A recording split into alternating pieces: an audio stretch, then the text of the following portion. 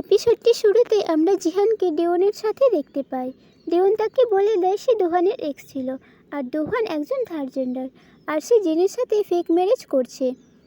তখন জিহান ভাবে দোহান কত স্বার্থপর। এরপর সে জিনিকে বলে তুমি দোহানকে বিয়ে করো না, দোহানের সাথে তুমি কোনোদিনও খুশি থাকতে পারবে না। আর এদিকে দোহানকে দেওয়ান ফোন করে বলে আজ যেটা হয়েছে কাল তার থেকেও বেশি খারাপ হবে। সে তো বুঝতে পারে না এরকম কেন বলল।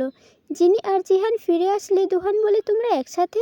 জিনি বলে আমি কল করে জিহানকে ডেকেছিলাম।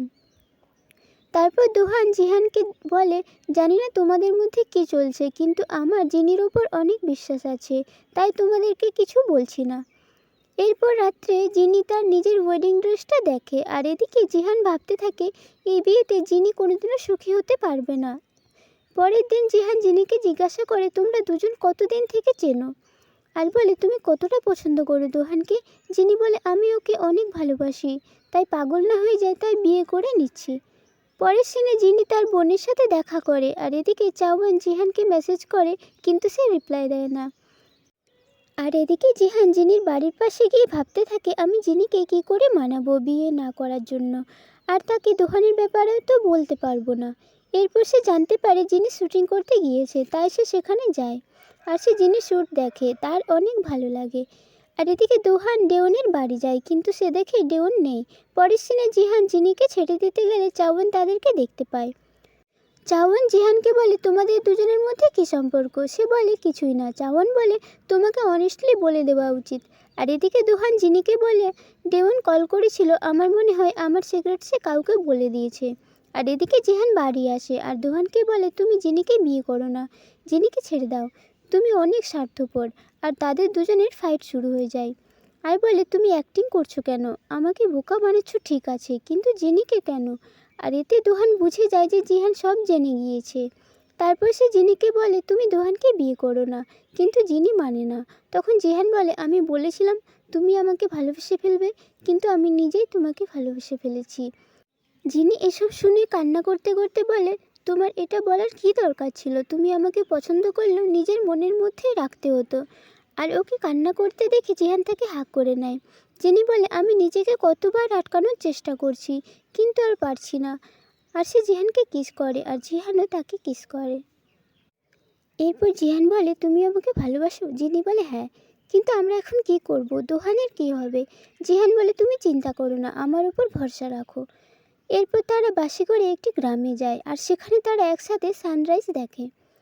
আর জিহান বলে চলো আমরা এখন থেকে 24 ঘন্টা নিজেদের মধ্যে কিছুই লুকোবো না, আর কোনো অ্যাক্টিংও করব না।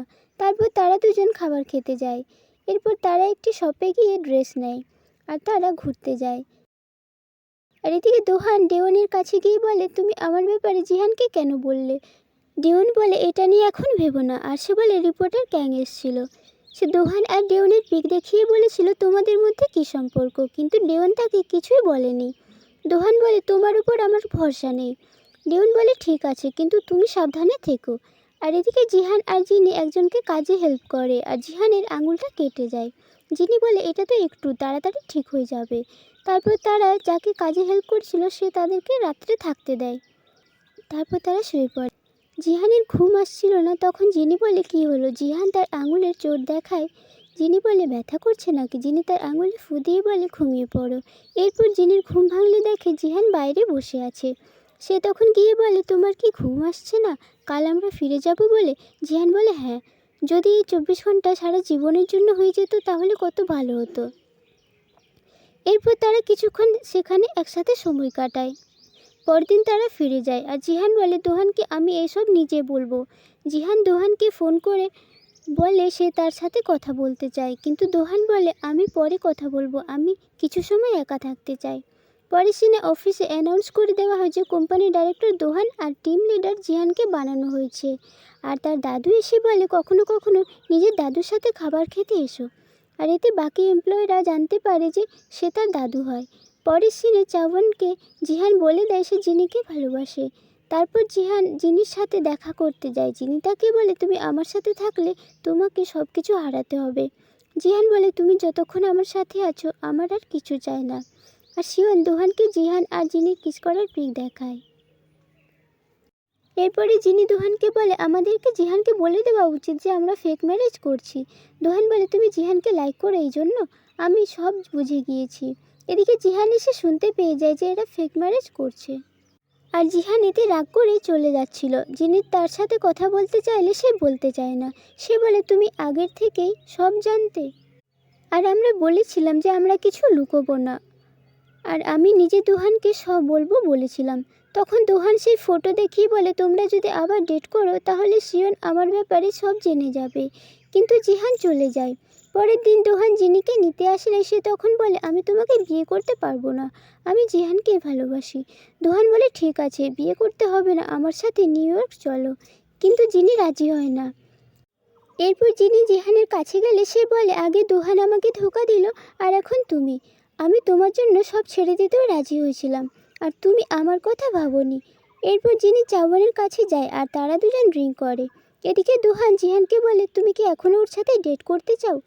তুমি যাই করো, এই বিয়ে হবে। জিহান বলে জিনি তোমার ফ্রেন্ড, ওকে এসবে জড়ানো উচিত ছিল না। তুমি সবাইকে বলো তোমাদের ব্রেকআপ হয়ে গিয়েছে, তোমার সিক্রেট কেউ জানতে পারবে না, এটা আমার দায়িত্ব। যিনি ড্রিঙ্ক করে জিহানকে কল করে আসতে বলে, তখন জিহান আসে। সে জিহানের কাছে ক্ষমা চায় আর জিহানও তাকে ক্ষমা করে দেয়। পরের দিন যিনি ঘুম থেকে উঠে দেখে সে জিহানের বাড়িতে। সে জিহানকে বলে তুমি কি সত্যিই জিহান? তুমি তো বলেছিলে তুমি আমার সাথে কথা বলতে চাও না। জিহান তার জন্য ক্ষমা চায়। এরপর জিহান শিওনের কাছে গিয়ে বলে দোহান আর জিনির ব্যাপারে কিছু করো না। পরের দিনে রিপোর্টার ক্যাং জিহান আর জিনির কিস করার ফটো নিয়ে একটি আর্টিকেল লিখে দেয়, যিনি কিভাবে দুজনকে একসাথে ধোঁকা দিচ্ছে। এটা দেখে জিহানের দাদু জিহানের উপর অনেক রেগে যায়। জিহান বলে আমি জিনিকে অনেক ভালোবাসি। আর এদিকে জিনির বাড়ির সামনে মিডিয়ার লোক চলে আসে, আর জিনির মা জিনিকে বলে তুমি কি করে দোহানকে ধোঁকা দিচ্ছ? জিনি বলে আমরা বিয়ে করছি না। আর এতে জিনির বোনও জিহানের উপর রাগ করে। পরে সিনে চাওয়ান এসে দোহানকে বলে জিহান আর জিনি তোমাকে প্রোটেক্ট করতে চাইছিল, কিন্তু তাদের সাথে যা হচ্ছে তা ভালো হচ্ছে না। আর যদি তোমার ওদের নিয়ে চিন্তা আছে তো তোমাকে ওদেরকে প্রোটেক্ট করা উচিত। আর এদিকে শিওন তার দাদুর রুমে আসে লুকিয়ে লুকিয়ে কিছু একটা নিতে। আর দোহান জিনিকে ফোন করে বলে তুমি কেন রিপোর্টারকে বললে না আমার সিক্রেটের ব্যাপারে? জিনি বলে আমি তোমাকে প্রোটেক্ট করতে চাই। তারপর জিনি জিহানের সাথে দেখা করতে আসে। জিনি স্যার থাকলে সে ডান্স করে দেখায়। তারপর জিনি তাকে হাক করে নেয়। পরে সিনে প্রেস কনফারেন্স করতে রেডি হচ্ছিল দোহান তার সিক্রেটের ব্যাপারে জানানোর জন্য। কিন্তু জিহান প্রেস কনফারেন্সে যায়। আর এদিকে তার দাদু দোহানকে বলে আমি তোমাকে চুপ থাকার জন্য কত সুযোগ দিলাম, কিন্তু তুমি এখন সবাইকে বলতে চাইছিলে। আর এদিকে জিহান বলে জিনির এইসবে কোনো দোষ নেই, আর আমি তাকে লাইক করি অনেক, আর আমি তাকে ফলো করি, তো জিনির ব্যাপারে উল্টোপাল্টা বলো না। আর এটা শুনে জিনি অনেক স্যাড হয়ে যায়।